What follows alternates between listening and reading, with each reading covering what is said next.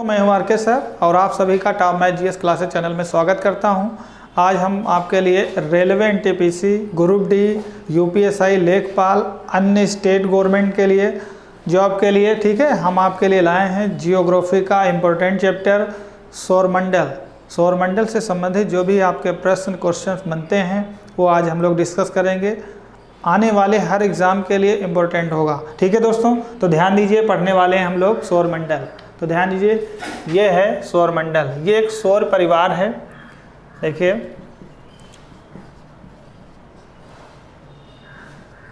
सौरमंडल को सौर परिवार भी कहा जाता है। देखिए सौरमंडल कैसे बना। सौरमंडल में सूर्य ये एक परिवार का मुखिया है और इसमें कुल 8 ग्रह हैं। पहले इसमें 9 ग्रह थे, अब इसमें 8 ग्रह हैं। देखिए यहाँ से क्वेश्चन बनता है, पहला तो क्वेश्चन यही बनेगा कि सौरमंडल की खोज किसने की थी। तो सौरमंडल की खोज की थी कोपरनिकस ने, ठीक है दोस्तों। सौरमंडल की खोज किसने की थी? तो सौरमंडल की खोज की थी कोपरनिकस ने और इन्होंने बताया था कि जो सौरमंडल है इसका मुखिया सूर्य है, इसका मुखिया सूर्य है और जो भी ग्रह हैं, ठीक है, वो इसका परिवार है, यानी जितने भी ग्रह हैं वो सब इसके परिवार के सदस्य हैं, ठीक है दोस्तों। तो ध्यान दीजिए, इसमें 4 ग्रह इधर हैं और 4 ग्रह इधर हैं, कुल मिला के 8 ग्रह हैं। यहाँ से भी एक क्वेश्चन दोस्तों बनता है, ध्यान दीजिए। पहला क्वेश्चन तो यही बनता है कि सौरमंडल की खोज किसने की, तो कोपरनिकस ने। फिर क्वेश्चन बनेगा कि सौरमंडल में कुल कितने ग्रह हैं। तो सौरमंडल में देखिए 4 इधर हैं, 4 इधर हैं, तो कुल मिला के कितने हैं? 8 ग्रह हैं। सौरमंडल में वर्तमान में कुल कितने ग्रह हैं? तो सौरमंडल में वर्तमान में कुल 8 ग्रह हैं। ये एग्जाम में पूछा जाता है दोस्तों। फिर आगे देखिए, पूछा जाता है कि पूर्व में सौरमंडल में कितने ग्रह थे। ध्यान दीजिए, पूर्व में सौरमंडल में कितने ग्रह थे? तो पूर्व में सौरमंडल में 9 ग्रह थे। पूर्व की बात हो रही है दोस्तों, पूर्व में 9 ग्रह थे, वर्तमान में 8 ग्रह हैं। एग्जाम में पूछा जाता है कि वर्तमान में सौरमंडल में कितने ग्रह हैं, तो 8 ग्रह हैं। पूर्व में कितने थे? तो 9 ग्रह थे, ठीक है। अब 8 क्यों है? पहले 9 थे तो कौन थे, ठीक है दोस्तों। तो ध्यान दीजिए, देखिए सूर्य से बढ़ते और घटते क्रम में जो सूर्यों का ग्रहों का क्रम है, देखिए यह सूर्य है, इसकी जाति तारा है। सूर्य क्या है? तारा है। और जो ये सब सारे इसके चक्कर लगा रहे हैं वो ग्रह हैं, यानी जो इसके परिवार में शामिल हैं वो सब क्या हैं? ग्रह हैं, क्षुद्र ग्रह हैं, ठीक है। देखिए जो सूर्य के चक्कर लगाते हैं उन्हें ग्रह कहते हैं और जो ग्रहों के चक्कर लगाते हैं उन्हें उपग्रह कहते हैं, ठीक है दोस्तों। तो ध्यान दीजिए, आज हम देखेंगे इधर से यहाँ तक, बीच में देखिए मंगल और बृहस्पति के बीच में यहाँ पे एक पट्टी होती है, ठीक है, पट्टी होती है। और इधर प्रथम जो 4 ग्रह हैं इन्हें ये ठोस आकार में हैं, इन्हें ठोस ग्रह भी कहते हैं, ठीक है। इसमें बृहस्पति मुख्य होता है या बृहस्पति ग्रह भी कहा जाता है, ठीक है दोस्तों। जो प्रारंभिक 4 ग्रह हैं ये ठोस आकार में हैं, ये ठोस ग्रह हैं। और इधर के जो 4 ग्रह हैं ये गैसीय या लिक्विड आकार में हैं,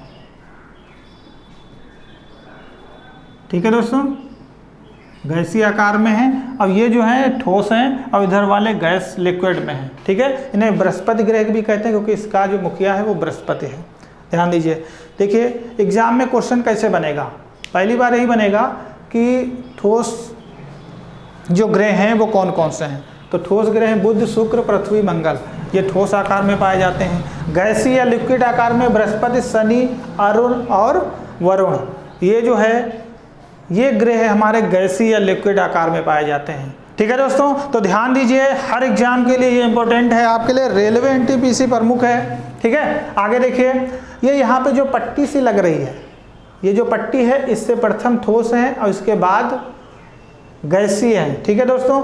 इधर देखिए जो पट्टी है, आपने सुना होगा कि उल्का पिंड, उल्का पिंड जो होते हैं वो यहाँ पे आते हैं, यानी बृहस्पति और मंगल के बीच में जो पट्टी है वहाँ पे क्षुद्र ग्रह, ठीक है, या उल्का पिंड पाए जाते हैं। ध्यान दीजिए, आगे एग्जाम में क्वेश्चन कैसे बनेगा, ध्यान दीजिए। अब देखिए एग्जाम में पूछा जाता है कि सूर्य के सबसे नज़दीक ग्रह कौन सा है। ध्यान दीजिए, बिल्कुल दिख रहा है, सूर्य के सबसे नज़दीक ग्रह बुध है और सूर्य से सबसे दूर ग्रह वरुण है, ठीक है दोस्तों। वरुण है। फिर पूछा जाता है सबसे बड़ा ग्रह सौरमंडल में कौन सा है, तो कौन है, बृहस्पति है। सबसे बड़ा जो ग्रह है वो बृहस्पति है, और सबसे छोटे की बात करते हैं तो वो बुध ग्रह है। ठीक है दोस्तों, अब हम बात करते हैं कि सौर परिवार का मुखिया कौन है। तो सौर परिवार का मुखिया सूर्य है। सौर परिवार का मुखिया कौन है, सूर्य है। और सूर्य की जो जाति है वो तारा है। सूर्य क्या है, तारा है। अब देखिए सूर्य की किरणें जब निकलती हैं तो उनको ऊर्जा कहाँ से मिलती है, तो उनको ऊर्जा नाभ के संलयन द्वारा मिलती है। सूर्य को ऊर्जा कहाँ से प्राप्त होती है, नाभ के संलयन द्वारा। नाभ के संलयन क्या है, दो छोटे छोटे हाइड्रोजन मिलके हीलियम का निर्माण करते हैं, और हीलियम का निर्माण करने के बाद नाभ के संलयन के द्वारा सूर्य से ऊर्जा प्राप्त होती है। ठीक है, ध्यान दीजिए दोस्तों। इसलिए सूर्य में मुख्य रूप से लगभग 71%, ठीक है दोस्तों, लगभग 71% पाया जाता है हाइड्रोजन, 26.5% पाया जाता है हीलियम, और 2.5% पाया जाता है अन्य गैसें।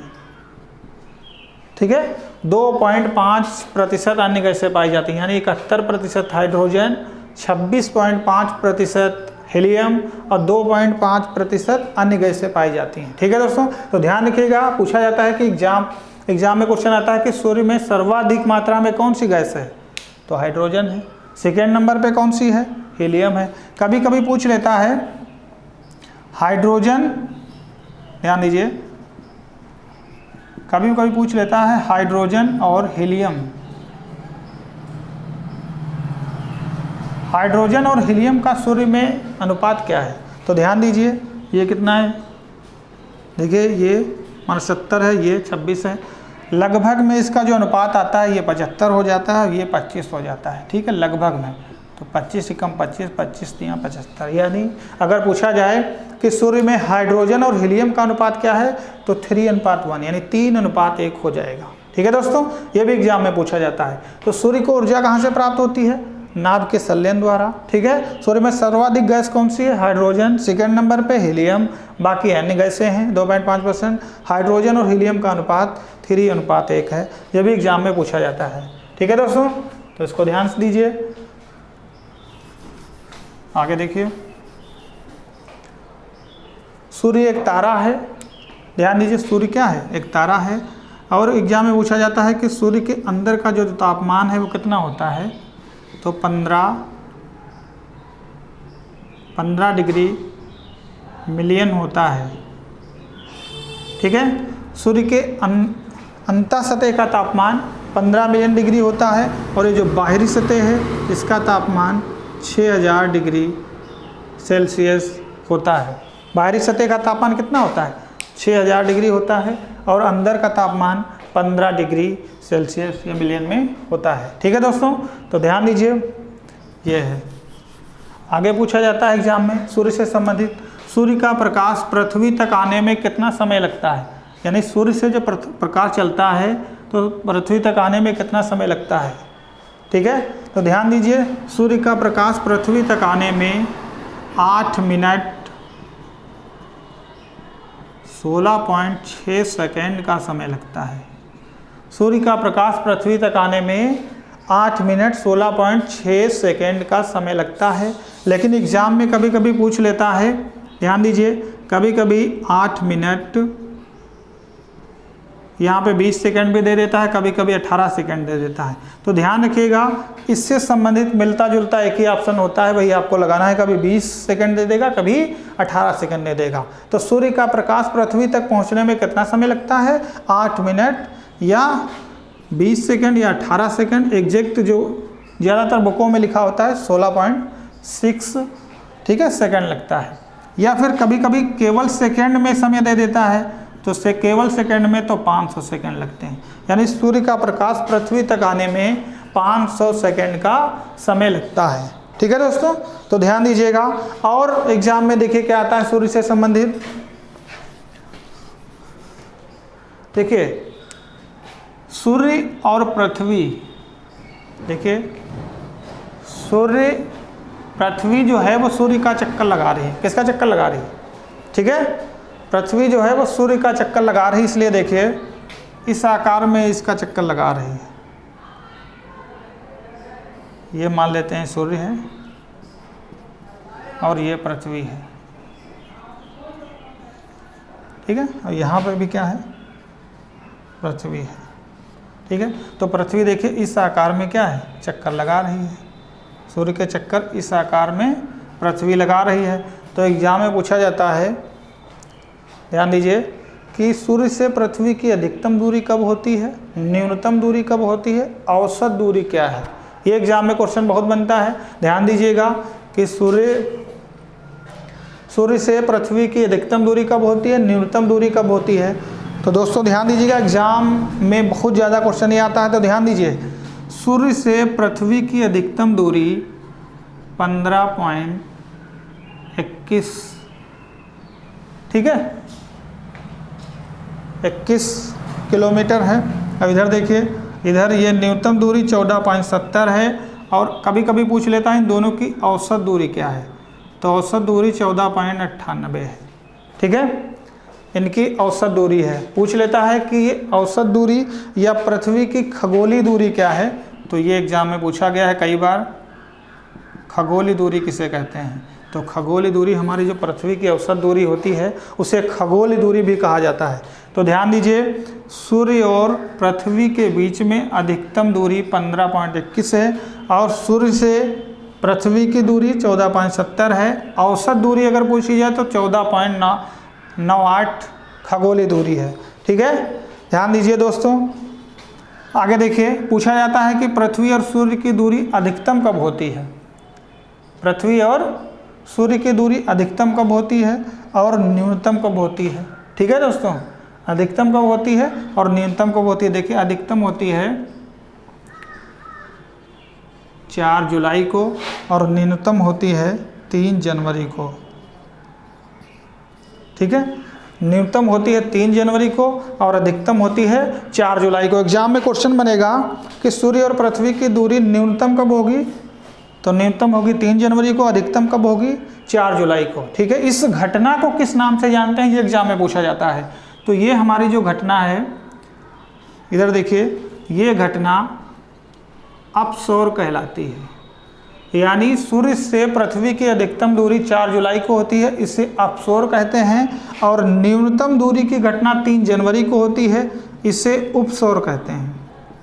उपसौर, आपने देखा होगा हमारे देश में जो भी छोटे पद हैं, है ना, जैसे उपराज्यपाल, उपराष्ट्रपति, है ना, तो उप माने छोटा।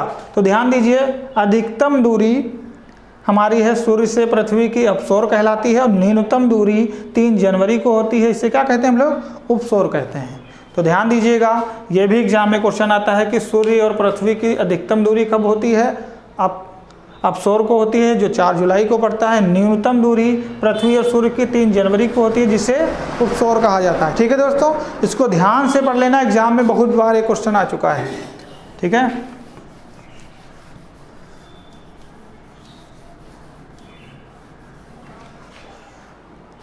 देखिए, सूर्य एक तारा है। सूर्य क्या है, एक तारा है। हटा रहे हैं इसको।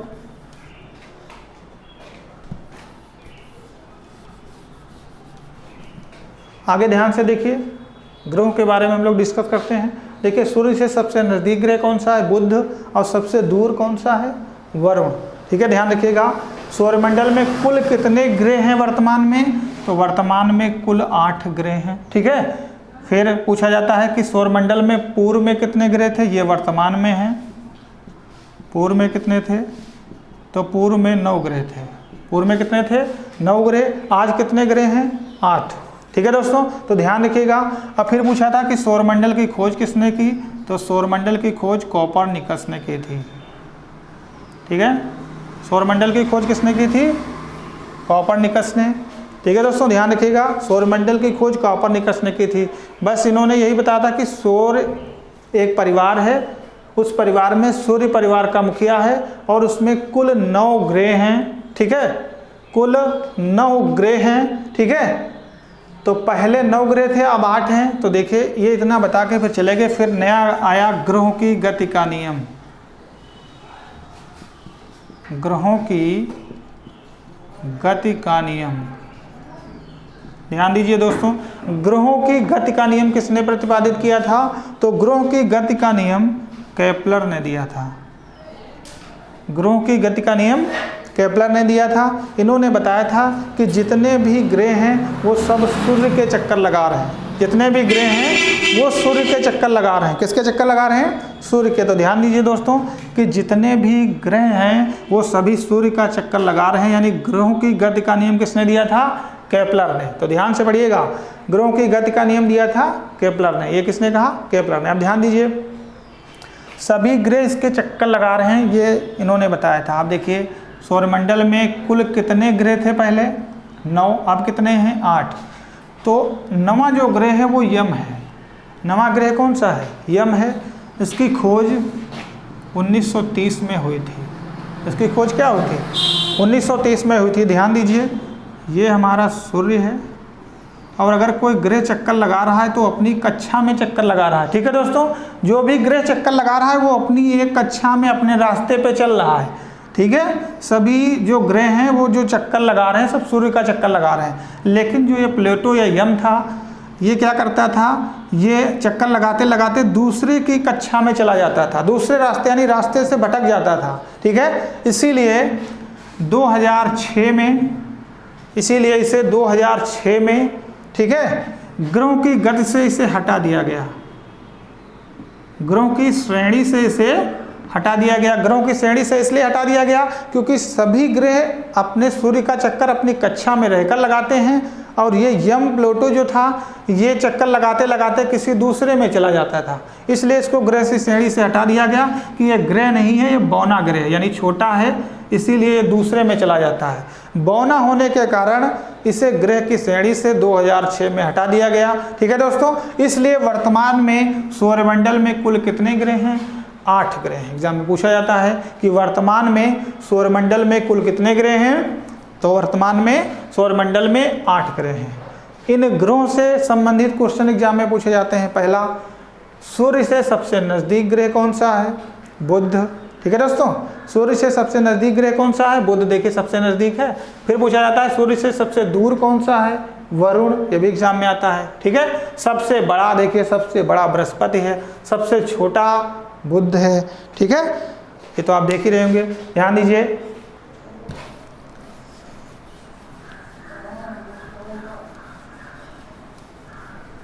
आगे देखिए, बुध से संबंधित जो भी क्वेश्चन एग्जाम में बनते हैं उसके बारे में देख लीजिए। बुध से संबंधित पूछा जाता है कि सूर्य से सबसे नजदीक ग्रह कौन सा है? तो सूर्य सबसे नजदीक है ना? सबसे नजदीक कौन सा है? ठीक है, सबसे नजदीक ग्रह बुध है। ठीक है दोस्तों, सूर्य से सबसे नजदीक ग्रह बुध है। फिर पूछा जाता है ऐसा कौन सा ग्रह जिसमें चुंबक पाया जाता है? ठीक है, ठीक है, तो चुंबकत्व तत्व पाने वाला ग्रह कौन सा है? तो बुध है। ठीक है, अब देखिए बुध भी सूर्य की चक्कर लगा रहा है। अब देखिए सबसे नजदीक है तो पूछता है सूर्य की परिक्रमा सबसे कम समय में कौन करता है? तो बुध करता है। सबसे कम समय कौन लेता है? ध्यान दीजिए दोस्तों, सबसे कम समय सूर्य का चक्कर लगाने में कौन लेता है? बुध लेता है। केवल 88 दिन, केवल 88 दिन में ये सूर्य के चक्कर लगा देता है। ठीक है दोस्तों, तो ध्यान दीजिए, सूर्य सौरमंडल का सबसे छोटा है, ये भी ध्यान रखिएगा। सबसे छोटा ग्रह बुध है। सूर्य के सबसे नजदीक ग्रह बुध है। चुंबकत्व वाला ग्रह, ठीक है, बुध है। सबसे कम समय में सूर्य की परिक्रमा बुध करता है, केवल 88 दिन में। ठीक है दोस्तों, एक क्वेश्चन इससे और आता है, इसका कोई उपग्रह नहीं है, यानी इसका कोई भी बच्चा, पुत्र, लड़का नहीं है, यानी इसका कोई भी उपग्रह नहीं है। ध्यान दीजिए दोस्तों, बुध सबसे छोटा ग्रह है, सूर्य के सबसे नजदीक ग्रह है, चुंबकत्व वाला ग्रह है, सबसे कम समय में सूर्य की परिक्रमा करता है 88 दिन में, इसका कोई उपग्रह नहीं है। ठीक है दोस्तों, ध्यान दिया इधर, तो ध्यान दीजिए, ये बुध था। अब हम लिखेंगे शुक्र के बारे में। अगला जो है वो हमारा शुक्र है, ध्यान दीजिए शुक्र। अगला है शुक्र। देखिए शुक्र जो है, ध्यान दीजिएगा, शुक्र पूछा जाता है एग्जाम में कि देखिए पृथ्वी, जैसे पूछा जाता है सूर्य के सबसे समीप कौन है, बुध। ऐसे एग्जाम में आता है पृथ्वी के सबसे समीप ग्रह कौन सा है, तो शुक्र है। पृथ्वी के सबसे समीप जो ग्रह है वो शुक्र है। इधर देखिए ये सबसे चमकीला और गर्म ग्रह है, सबसे चमकीला और गर्म ग्रह है। ध्यान दीजिए गर्म क्यों है, चमकीला क्यों है, क्योंकि ये 97 से 98% CO2 यानी कार्बन डाइऑक्साइड को अपनी तरफ ऑब्जर्व कर लेता है, इसीलिए यह सबसे गर्म ग्रह है। ठीक है दोस्तों, सबसे गर्म ग्रह है और सबसे चमकीला ग्रह शुक्र है, इसलिए क्योंकि इसमें सबसे ज़्यादा कार्बन डाइऑक्साइड की मात्रा होती है जो अपनी तरफ खींचती है, इसीलिए सबसे गर्म और चमकीला लगता है। चमकीला होने के कारण ये सुंदर दिखता है, सुंदर दिखने के कारण इसे सुंदरता की देवी भी कहा जाता है, सुंदरता की देवी भी कहा जाता है। ध्यान दीजिए ये जो शुक्र ग्रह है, ठीक है, ये सूर्य के सभी जो ग्रह हैं चक्कर लगाते हैं सीधी दिशा में, ये उल्टी दिशा में चक्कर लगाता है, इसीलिए इसे भोर का तारा और शाम का तारा भी कहा जाता है, मॉर्निंग स्टार और इवनिंग स्टार भी कहा जाता है। ठीक है दोस्तों, भोर का तारा, सांझ का तारा या शाम का तारा, ठीक है, इसे कहा जाता है। अब देखिए शुक्र सबसे चमकीला और सबसे गर्म है, इसमें 97 से 98% CO2 की मात्रा होती है, इसीलिए सबसे गर्म होता है और सुंदरता की देवी कहा जाता है। भोर का तारा और शाम का तारा भी कहा जाता है। ध्यान दीजिए पृथ्वी और शुक्र दोनों एक समान है, इसीलिए इसे पृथ्वी की बहन, पृथ्वी की भागनी आदि नामों से भी जाना जाता है। ठीक है दोस्तों, ये सूर्य की परिक्रमा अपोजिट दिशा में करता है, इसीलिए इसे भोर या शाम का तारा भी कहा जाता है। ठीक है दोस्तों, तो ये था हमारा शुक्र।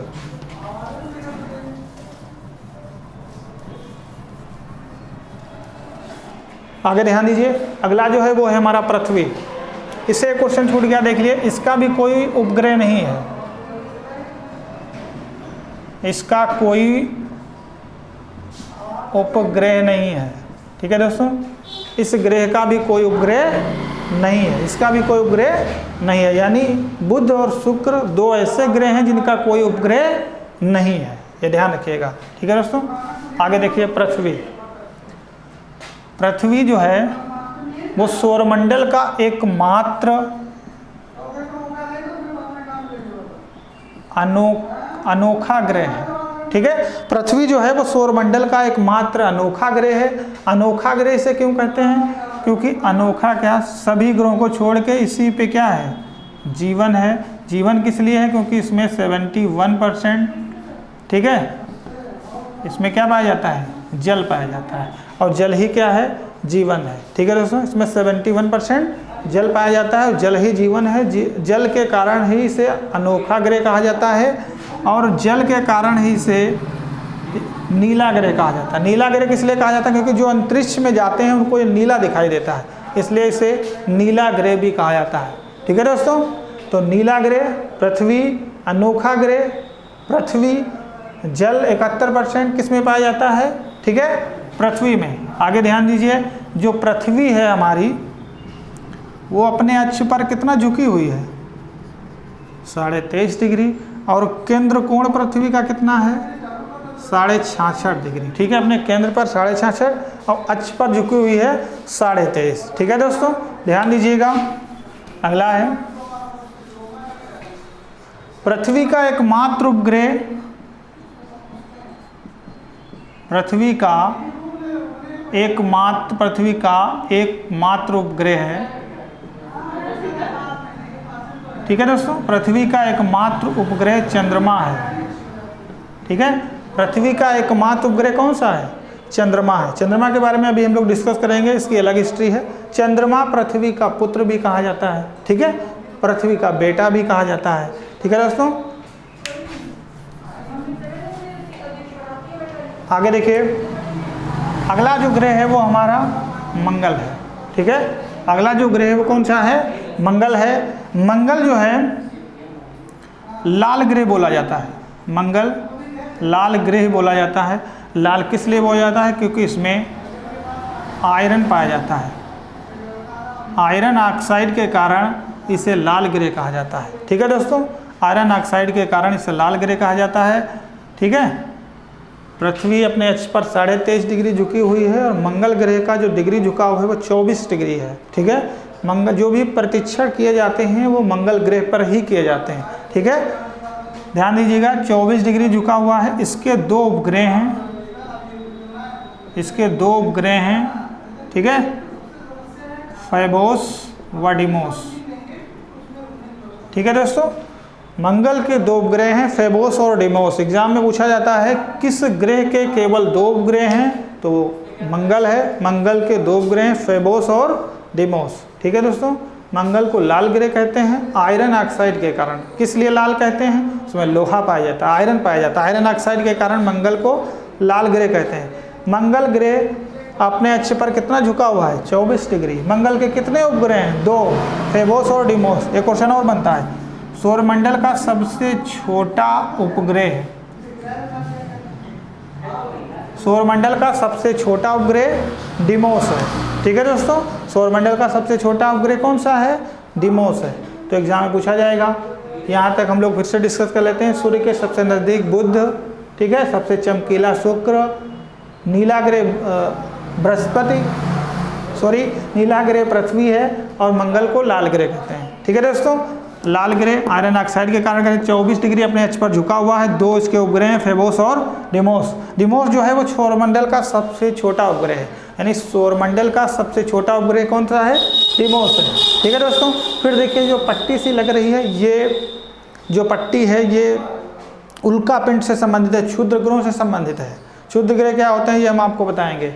बृहस्पति सौरमंडल का सबसे बड़ा ग्रह है, शनि है, फिर अरुण है, वरुण है।